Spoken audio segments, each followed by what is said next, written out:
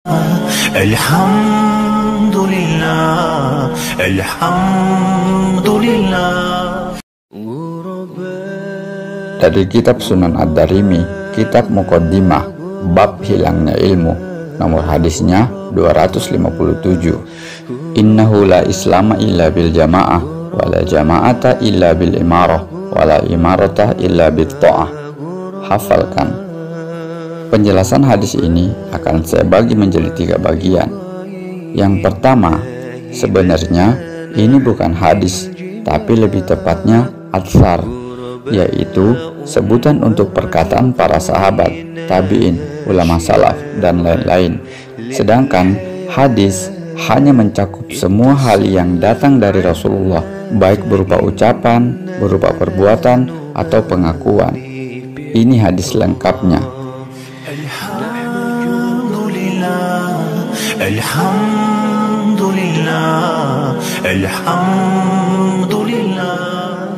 Di kitab aslinya ada keterangan tambahannya, diberi kode nomor 2. Kita lihat apa maksud nomor 2 itu. Fi isnadahu unlatan. Sanad dalam asar ini terdapat 2 kecacatan. Al-awwal jihalatus Sofwan ibn Rustum. Kecacatan yang pertama, tidak dikenalnya Sofwan bin Rustum. Sofwan bin Rustum orang yang asing di kalangan ahli ilmu. Sofwan bin Rustum inilah yang membuat asar ini menjadi doif.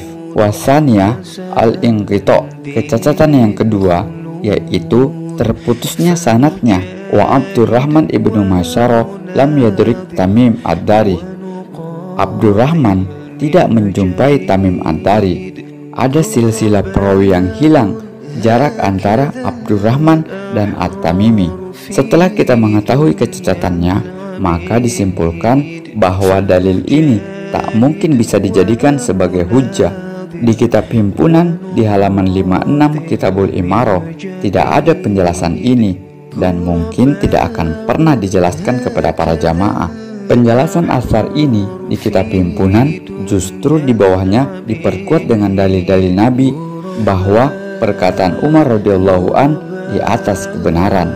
Jika boleh kita luruskan, asar ini belum tentu adalah perkataan sahabat Umar, karena dalam sanadnya ada beberapa kecacatan, di antaranya Sofwan bin Rustum yang tidak dikenal, dan yang kedua, terputusnya sanad jarak antara Abdurrahman ke At-Tamimi, sehingga disimpulkan asar ini belum tentu adalah perkataan Umar. Jikapun asar ini sahih, tetap saja tak dapat dijadikan sebagai landasan keyakinan.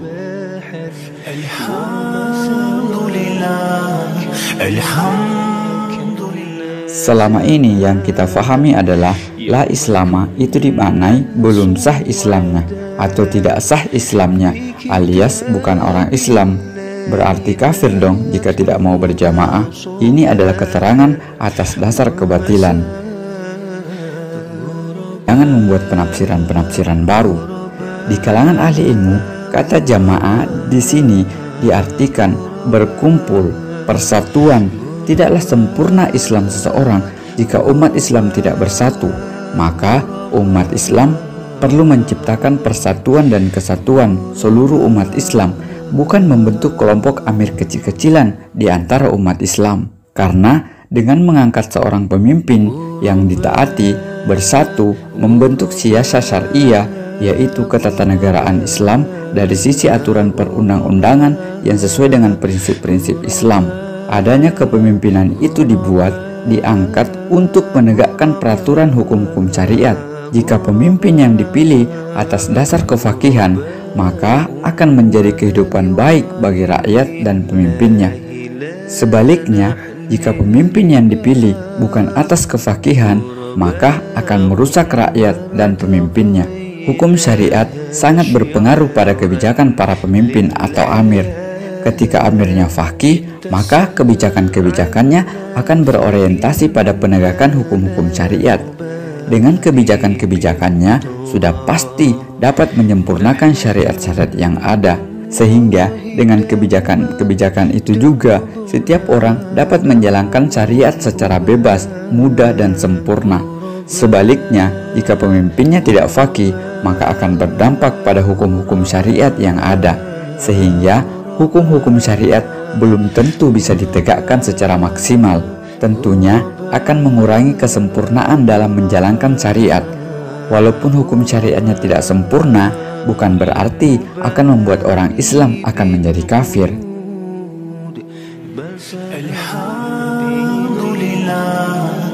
Imam Ad-Darimi menempatkan asar ini di dalam bab hilangnya ilmu. Artinya, Imam Ad-Darimi ingin menyampaikan bahwa jangan sampai ilmu syar'i hilang pada diri seorang pemimpin, karena itu dapat merusak rakyatnya dan merusak dirinya sebagai seorang pemimpin.